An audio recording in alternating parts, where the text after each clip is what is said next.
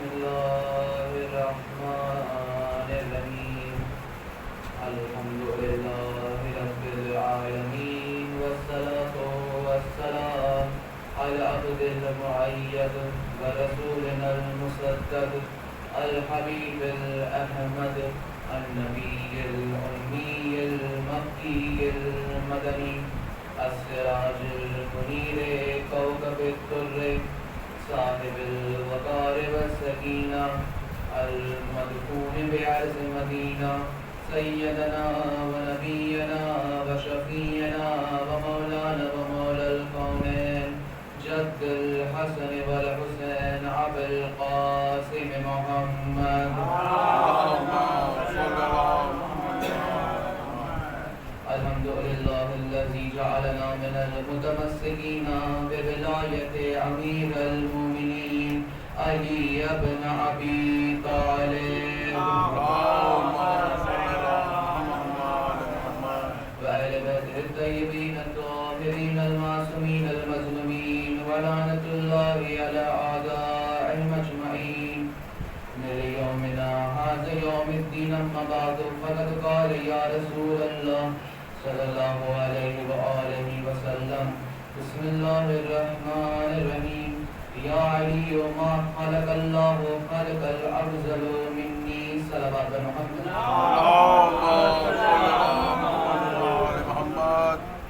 جو میں نے موضوع دیا تھا جس پہ کل کی گفتگو ہوئی تھی اختیار اہل بیت اسی کو آگے لے کر پڑھ رہا ہوں.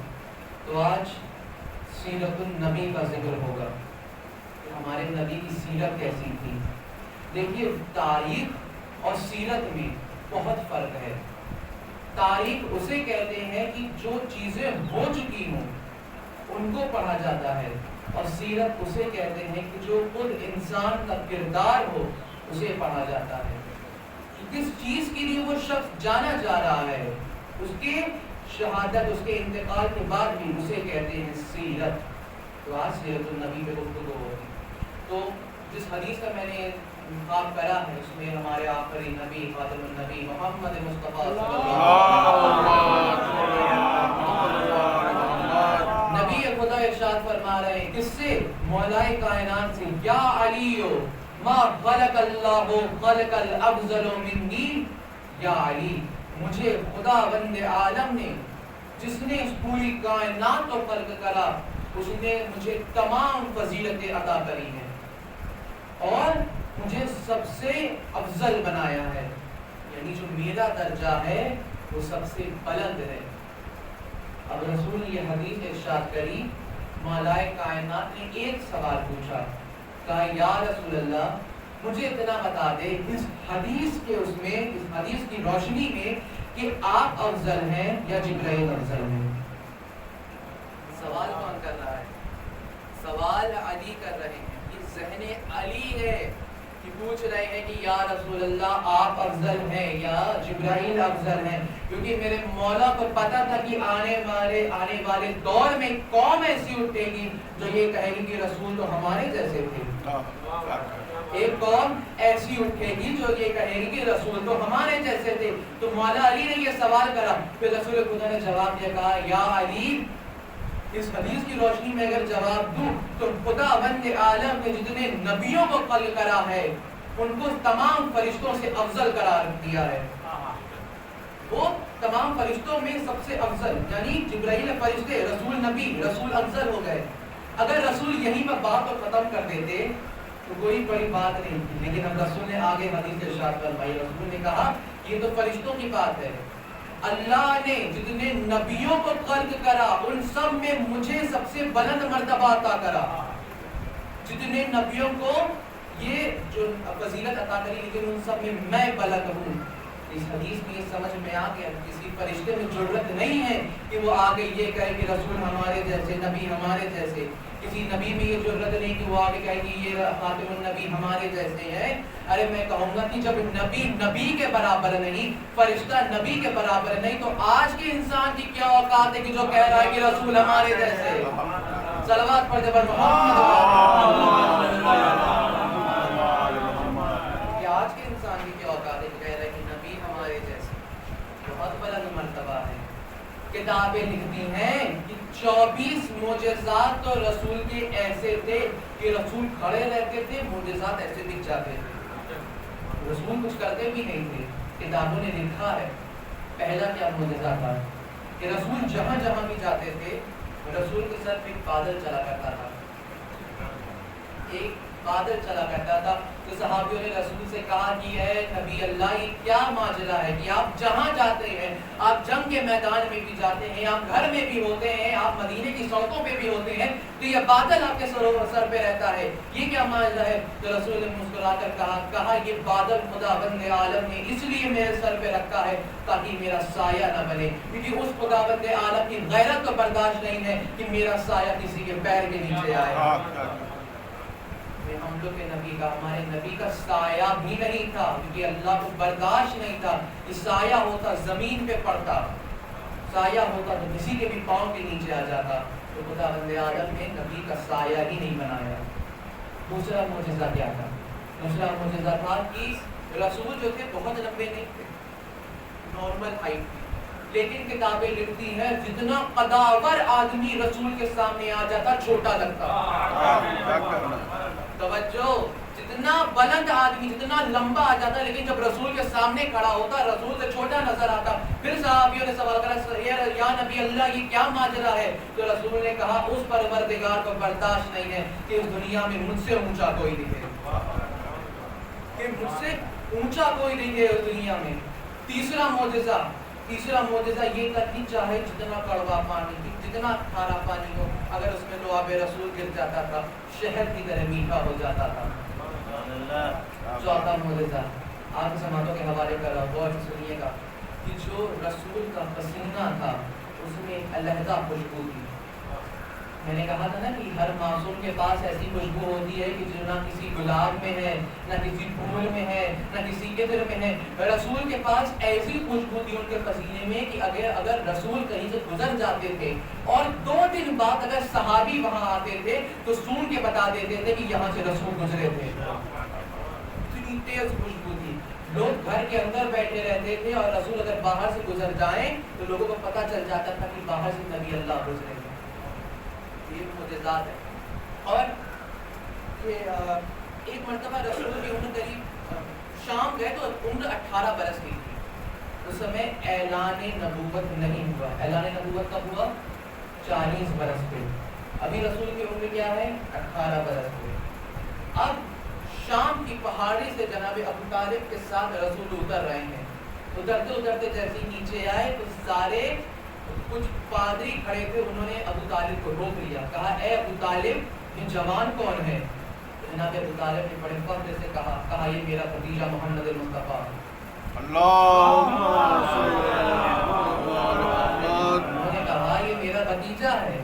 تو ان پادریوں نے کہا کہ یہ بتاؤ یہ کوئی عام بشر نہیں ہے، دیکھنے سے لگ رہا ہے، کیونکہ یہ جب پہاڑی سے اتر رہا تھا اس کی صفاتیں ایسی تھیں جو صفاتیں ہماری انجیل میں ہیں، وہ صفاتیں اس کے پاس تھی۔ تو جناب ابو طالب نے کہا کیا چیزیں تم نے دیکھی تم یہ بتا دو۔ تو انہوں نے کہا کہ جب یہ پہاڑی سے اتر رہے تھے پیڑ جھک کے ان کو سلام کر رہے تھے، پہاڑ کی ساری چیزیں ان کے پیروں کے بوسے لے رہی تھی، لگ رہا تھا کہ پہاڑ ریزہ ریزہ ہو جائے گا، چاروں طرف سے آسمان سے تسبیح کی آوازیں آ رہی۔ اور یہاں سوچئے کہ یہ مسلمان نہیں ہے لیکن تب بھی یہ سمجھ گئے کہ یہ رسول خدا ہے۔ تب بھی ابھی بھی لوگ کہتے ہیں کہ رسول کو کہاں پتا تھا کہ وہ نبی تھے، 40 برس میں جناب جبرائیل نے بتایا کہ وہ نبی تھے، پہلے تو عام بشر تھے۔ اسی لیے معجزہ اور بتا رہا ہوں، اور کم عمر میں آئی ہے رسول کی۔ رسول کی عمر کیا ہے؟ 9-10 سال۔ 9-10 سال ہے۔ جناب فاطمہ بنت اسد آئی مدینے آئی، لوگ ان کے گھر پہ تشریف لائے، کہنے لگے اے فاطمہ بنت اسد آپ نے رسول کو پالا ہے، آپ زیادہ جانتی ہیں ہمارے بارے میں، کچھ ایسے معجزات بتائیے کہ جو رسول نے بچپن میں دکھائے ہوں۔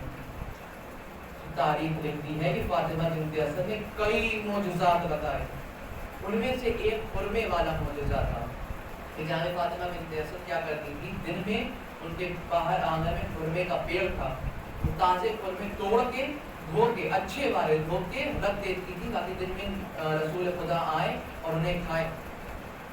لیکن ایک دن کیا ہوا، گرمی بہت زیادہ تھی اور رسول خدا کو آنے میں دیری ہو گئی، تو فاطمہ بنت اسد کی آنکھ لگ گئی. جناب فاطمہ بنت اسد کی آنکھ لگی، تھوڑی دیر بعد آنکھ کھلی تو فوراً اٹھی اور ٹوکری لے کر فوراً آنگن کی طرف گئی تاکہ قربے اٹھا کے دھو کے رکھ دوں رسول کے لیے. انہوں نے نام لے کر کہا تھا کہ محمد کے آنے کا وقت ہے، جلدی کام کر لیتے ہیں. جیسے ہی وہ آنگن میں پہنچے، انہوں نے کیا دیکھا، دیکھا 9 برس کے رسول کھڑے ہیں. انہوں نے پیڑ کو اشارہ کرا، جھک جا. پیڑ جھکا اور رسول نے قرمے کو توڑا، پھر کہا واپس اپنی جگہ پہ چلا جا. پیڑ اپنی جگہ پہ واپس چلا گیا.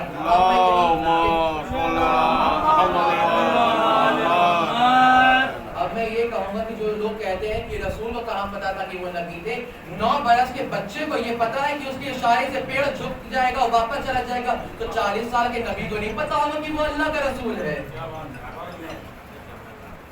اور ایسے معجزات ہمارے رسول نے دکھائے. یہ ہے اہل بیت، جو چاہے وہ کر سکتے ہیں. دیکھیے ایمان کے بارے میں رسول خدا نے بہت کہا ہے کہ اپنے ایمان کو مضبوط رکھیے. رسول خدا نے ایک شخص کے ایمان کی آزمائش بھی کر لی. ایک صحابی رسول تھا، واقعے کے پہلے تو صحابی تھا لیکن بعد میں کافر ہو گیا تھا. وہ صحابی بنا ہوا تھا، بہت غریب تھا، بہت زیادہ. وہ مسجد کے باہر آ کے بیٹھا رہتا تھا اور جو بھی رسول کے پاس صدقہ ہدیہ آتا تھا رسول اس کو دے دیتے تھے. اب تک وہ رسول کے صدقے پہ پل رہا تھا.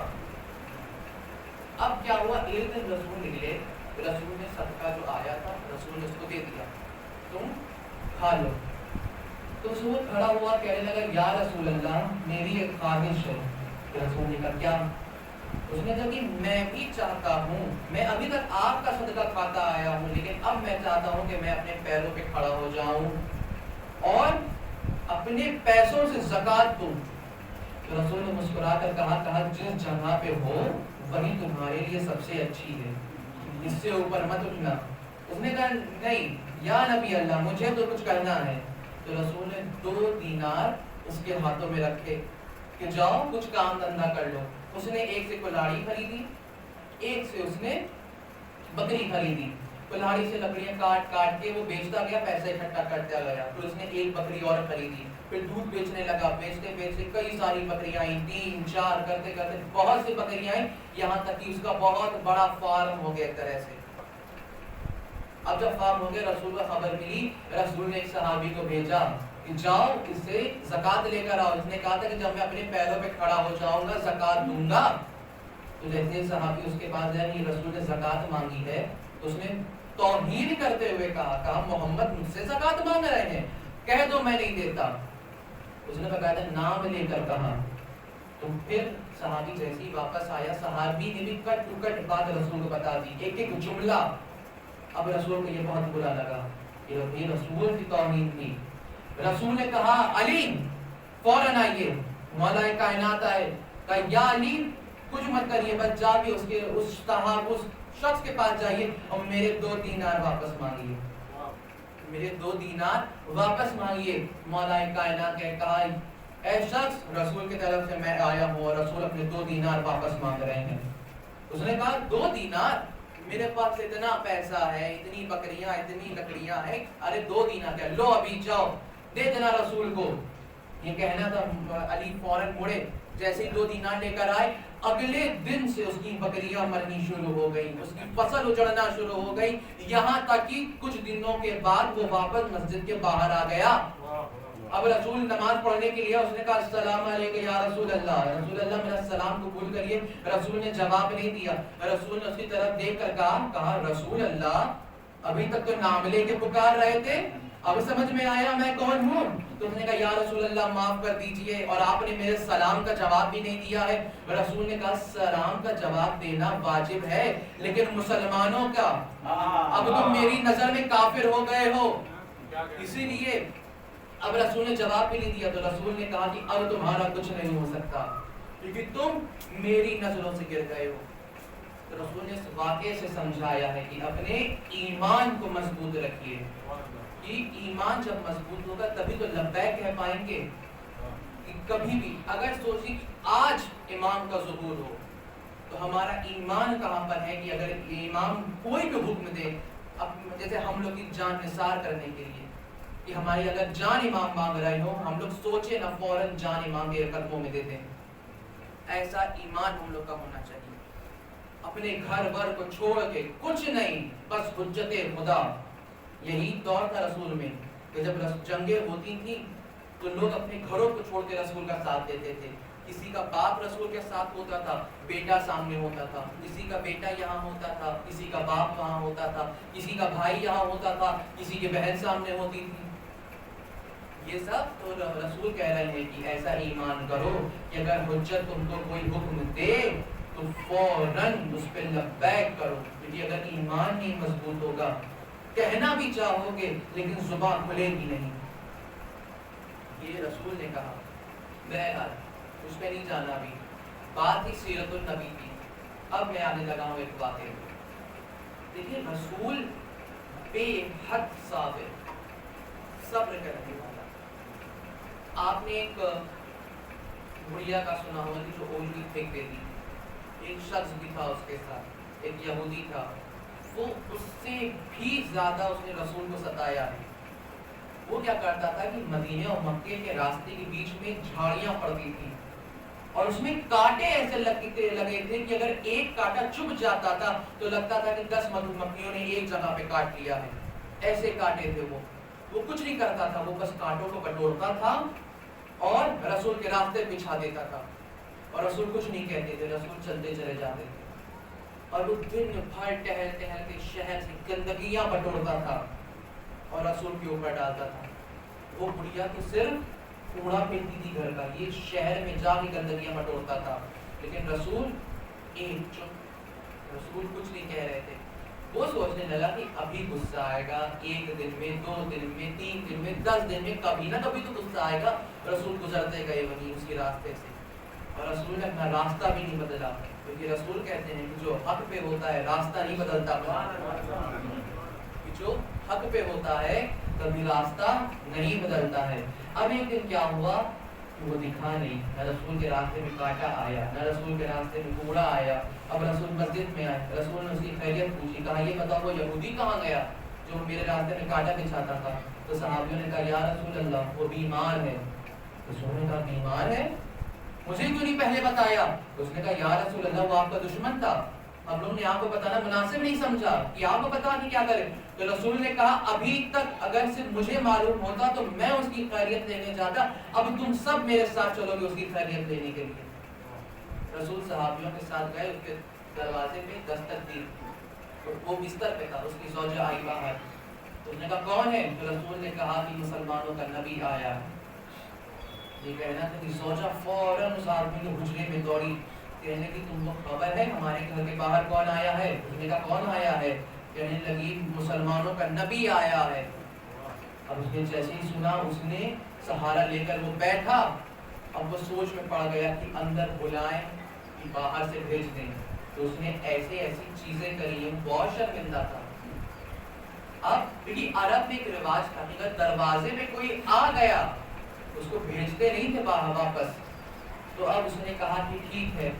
کافی دیر سوچنے کے بعد کہا بلا لو اندر، لیکن میرے چہرے پہ چادر ڈال دو تاکہ میں سامنا نہ کر سکوں رسول کا، کیونکہ میرے اندر ہمت نہیں ہے.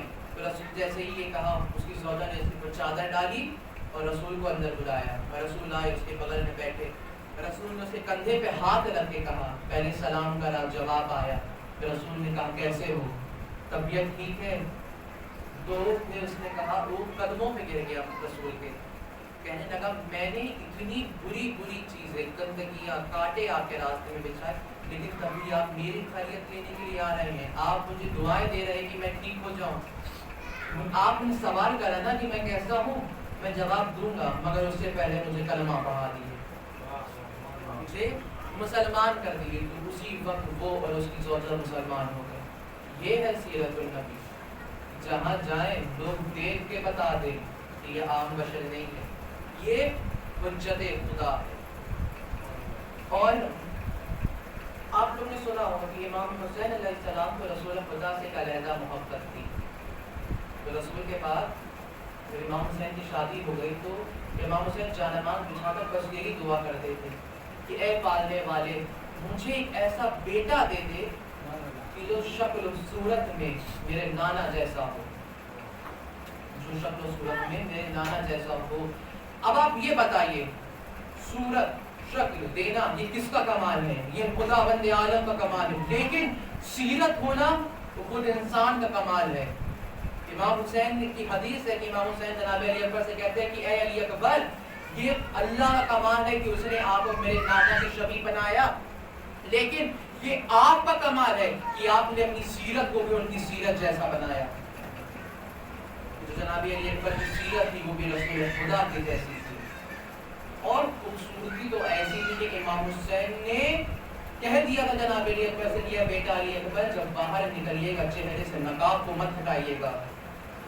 ایک واقعہ آپ نے سنا ہوگا کہ جب امام حسین مدینے سے کربلا کی طرف کوچ کر رہے تھے تو ایک جگہ پر امام نے قیام کرا، ایک بستی کے باہر قیام کرا، اپنے خیمے لگائے، تو بستی والوں کو جب پتہ لگا کہ فرزند رسول بستی کے باہر قیام کرنے کے لیے رکے ہیں تو سارے بستی والے آئے امام حسین کے پاس، ان کے پاس آ کے کہنے لگے کہ اے نبی، اے فرزند رسول، آپ جہاں آپ نے قیام کرا ہے اس کے ٹھیک سامنے دیکھیے خیمہ اور ہے، اس میں ایک بہت بڑا ڈاکو رہتا ہے، بہت بڑا شیطان کے حلیہ رہتا ہے جو آئے دن آتا ہے اور ہمیں لوٹ جاتا ہے اور ہم کچھ کر نہیں پاتے کہ وہ بہت قداور پہلوان ہے۔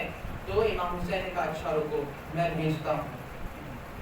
امام حسین خود نہیں گئے، امام حسین نے کہا اے علی اکبر جائیے، اور یہ حکم دیا کہ اے علی اکبر کوشش کریے گا اپنا نقاب چہرے سے مت ہٹائیے گا۔ یہ کہنا تھا فوراً، کیونکہ امام حسین نے کہا کہ اگر آپ نے نقاب ہٹا لیا وہ ایک بار میں دم توڑ دے گا اپنا، ایسی خوبصورتی۔ جناب اکبر جب گئے چہرے پہ نقاب تھا، جیسے ہی وہ شخص باہر آیا، وہ ڈاکو باہر آیا، اس نے صرف جناب علی اکبر کے پیر کو دیکھا تھا اور تاریخ لکھتی ہے وہ 7 سے 9 مرتبہ بے ہوش ہوا، صرف پیروں کی خوبصورتی کو دیکھ کر وہ بے ہوش ہوتا تھا، پھر اٹھتا تھا، پھر پیروں کو دیکھ کے بے ہوش ہو جاتا تھا۔ اسی لیے امام حسین نے کہا تھا کہ اپنے چہرے سے نقاب مت ہٹائیے گا، ایسی خوبصورتی تھی جناب علی اکبر کے چہرے، شجاعت بے انتہا شجاعت، کیونکہ جناب عباس کے شاگرد تھے جناب علی اکبر، شجاعت میں۔ اب سوچیے جب بیٹا ایسا ہو تو باپ کو محبت نہیں ہوتی ہوگی، امام حسین کو بھی جناب علی اکبر سے ایک علیحدہ محبت تھی۔ تاریخ لکھتی ہے کہ ایک کتاب ایسی ہے جس میں ایک جملہ ہے، انہوں نے اس جملے پہ کئی لوگوں کلیجے پھٹ گئے روتے روتے، انہوں نے بس یہ ایک جملہ لکھا کہ اے علی اکبر کو سنا مارنے والے، کیا تم کو پتا ہے بیٹا جوان کیسے ہوتا ہے؟ اس جملے پہ نہ جانے کے دونوں کے کلیجے پھٹ گئے، یہ بیٹا کیسے جوان ہوتا ہے۔ جب سوچیے کہ جب جناب علی اکبر امام حسین سے اجازت مانگنے کے لیے آئے ہوں گے تو کیا منظر رہا ہوگا۔ امام حسین نے زاروں قطار رونا شروع کرا۔ امام حسین نے کہا کہ اے بیٹا علی اکبر اجازت میں نہیں دوں گا، اجازت جاؤ اپنی پھوپھی زینب سے مانگو، اس نے 18 سال تک تم کو چکیاں پیس کے پالا ہے۔ اتنا کہنا تھا جناب علی اکبر خیمے میں گئے، راوی لکھتا ہے کہ میں دور سے دیکھ رہا تھا خیمے کا پردہ بار بار اٹھتا، بار بار گر جاتا، بار بار اٹھتا، بار بار گر جاتا۔ کہنے لگا جب میں نے قریب جا کر دیکھا تو میں نے یہ دیکھا کہ جب بھی علی اکبر باہر آتے ہیں کبھی سکینہ علی اکبر کو پکڑ لیتی ہے، کبھی لیلا علی اکبر کو پکڑ لیتی ہے، کبھی زینب علی اکبر کو کہتی ہے کہ اے علی اکبر مت جا، اے علی اکبر مت جاؤ۔ لیکن کیسے کرتے کرتے علی اکبر کو خیمے سے اجازت مل گئی۔ اب حسین تیار کر رہے ہیں، اپنے نانا کی شبیہ کو تیار کر رہے ہیں، حسین روتے جاتے ہیں، علی اکبر کو تیار کرتے جاتے ہیں۔ اب یہاں پہ امام حسین نے کہا سوال کرانے سے پہلے کہا اے بیٹا علی اکبر جب تک میں دکھ رہا ہوں تب تک بار بار پیچھے مڑ مڑ کے دیکھتے رہنا، تب تک بار بار پیچھے مڑ مڑ کے دیکھتے رہنا۔ جناب علی اکبر سوار ہوئے، رن کی طرف جا رہے، آہٹ ہوئی کہ پیچھے کوئی آ رہا ہے۔ جناب علی اکبر نے پیچھے مڑ کے دیکھا ضعیف باپ ہے، کمر پکڑے ہوئے گھوڑے کے پیچھے پیچھے آ رہا ہے۔ جناب علی اکبر نے گھوڑے کو روکا، زمین پہ اترے، کہا اے بابا آپ نے مجھے اجازت دے دی تھی، اب آپ میرے پیچھے پیچھے کیوں آ رہے ہیں؟ حسین نے کہا اے علی اکبر یہ درد تم نہیں سمجھ سکتے، کاش تم بھی صاحب اولاد ہوتے تب تم اس درد کو سمجھ سکتے تھے۔ حسین نے کہا علی اکبر بس میری آخری تمنا یہ ہے کہ تم ایک مرتبہ کھڑے ہو جاؤ، میں حسرت بھری نگاہوں سے تمہیں دیکھ لوں، میں حسرت بھری نگاہوں سے تمہیں دیکھ لوں۔ علی اکبر کھڑے ہوئے، حسین نے اوپر سے لے کر نیچے، نیچے سے لے کر اوپر علی اکبر کو دیکھا۔ حسین نے سر پیٹ کے روئے، پھر کہا اے علی اکبر جاؤ خدا حافظ و ناصر، اللہ کی ضمانت میں تمہیں دیا۔ علی اکبر جنگ کے لیے گئے، اب ٹیلے پہ حسین کھڑے ہیں، حسین جیسا علی اکبر کی جنگ دیکھ رہے ہیں، اتنے میں حسین کی صدا آئی اما فضا، لیلا سے کہیے جانماز بچھا کر علی اکبر کے لیے دعا کرے۔ علی اکبر کے مقابلے میں ایک بہت بڑا پہلوان آ گیا ہے، دعائیں کرے تاکہ علی اکبر صحیح سلامت واپس آ جائے۔ ماؤں کی دعائیں جلدی قبول ہوتی ہیں، یہ صدا جب لیلا کے کانوں میں جانی تھی، لیلا نے جانماز بچھا دی، سر پہ قرآن رکھ کر دعائیں کرنا شروع کری۔ دعا ابھی ختم بھی نہیں ہوئی تھی کہ دیکھا باہر علی اکبر پھر آئے ہیں، اس پہلوان کو وارد جہنم کر دیا۔ علی اکبر آگے کہتے ہیں کہ اے بابا بس میں یہ چاہتا ہوں کہ مجھے ایک قطرہ پانی مل جاتا تاکہ میں ان کو بتا دیتا کہ میں حیدر کرار کا پوتا ہوں۔ حسین روتے گئے، حسین نے کہا اے علی اکبر پانی تو نہیں ہے، یہ میری انگوٹھی لو اپنے زبان پہ رکھ لو۔ اتنا کہنا تھا، لیلا کے کانوں میں پھر صدا گئی۔ لیلا اب خیمے میں تڑپ رہی تھی، بار بار مشکیزے کو پلٹتی تھی تاکہ ایک قطرہ پانی نکل آتا، میں اپنے لال کو دے دیتی۔ اب علی اکبر کو پانی نہیں ملا۔ حسین نے کہا علی اکبر جاؤ، اب تم کو تمہارے نانا اور دادا علی رسول خدا اور علی مرتضیٰ کو حوض کوثر سے تم کو سیراب کریں گے۔ اب علی اکبر کو بھیجا جنگ کرنے کے لیے۔ اب ٹیلے پہ حسین کھڑے ہیں، حسین کے چہرے کو فضا دیکھ رہی ہے، فضا کے چہرے کو لیلا دیکھ رہی ہے، خیمے کے پردے میں چھپے ہوئے۔ اب اتنے میں ایک صدا بلند ہوئی، السلام علیک یا ابتا، اے بابا میری نصرت کے لیے آئیے۔ حسین کا چہرے کا رنگ سفید ہوا، فضا کی آنکھوں سے آنسو ٹپکا، لیلا کی آنکھوں سے بینائی گئی۔ اب حسین کمر کو تھامے ہوئے گھٹنوں کے بل علی اکبر کی لاش کی طرف جا رہے ہیں، صدا بلند کر رہے ہیں علی اکبر آواز دو، تمہارے جانے سے میری آنکھوں کی بینائی چلی گئی ہے، علی اکبر آواز دو۔ اب جیسے ہی حسین اکبر کی لاش میں پہنچے، کوئی کسی باپ کو خدا یہ منظر نہ دکھائے، جوان بیٹا خاک کربلا پہ ایڑیاں رگڑ رہا تھا، سینے پہ ہاتھ تھا۔ حسین نے کہا علی اکبر سینے پہ ہاتھ کیوں ہے؟ علی اکبر نے کہا بابا برچھی کی یعنی سینے میں پھنس گئی ہے، بہت اذیت دے رہی ہے۔ حسین نے کہا سینے سے ہاتھوں کو ہٹاؤ، جیسی سینے سے ہاتھوں کو ہٹانا تھا، برچھی کی یعنی میں حسین نے اپنی 2 انگلیوں کو پھنسایا، پھر نجف پر رک کر کے کہا بابا میری مدد کو آئیے، میں اپنے یوسف کو قربان کر رہا ہوں۔ اتنے میں حسین نے اپنی انگلیوں کو پھنسا کر یا علی مدد کہہ کے برچھی کو کھینچا، برچھی کو کھینچنا تھا، علی اکبر کا کلیجہ برچھی کے ساتھ نکلا، خون کا فوارہ اٹھا، علی اکبر کی روح جنت کو پرواز کر گئی۔ حسین نے صدا بلند کری، انا للہ و انا الیہ راجعون، رضا بقضائہ و تسلیما بامرہ، الا لعنۃ اللہ علی القوم الظالمین۔ بار الہ ہماری اس چھوٹی سی عزا قبول فرما، جتنے بھی لوگ اس فرش عزا پہ چل کے آئے ہیں ان کے ایک ایک قدم کو قبول فرما۔ پروردگار عالم جو بھی اپنی حاجات کو لے کر آئے ہیں محمد آل محمد کے صدقے میں ان سب کی حاجات کو پورا فرما۔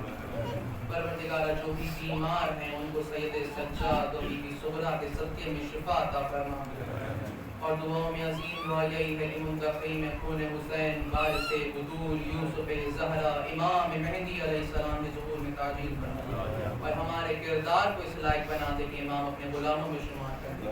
ماتم حسین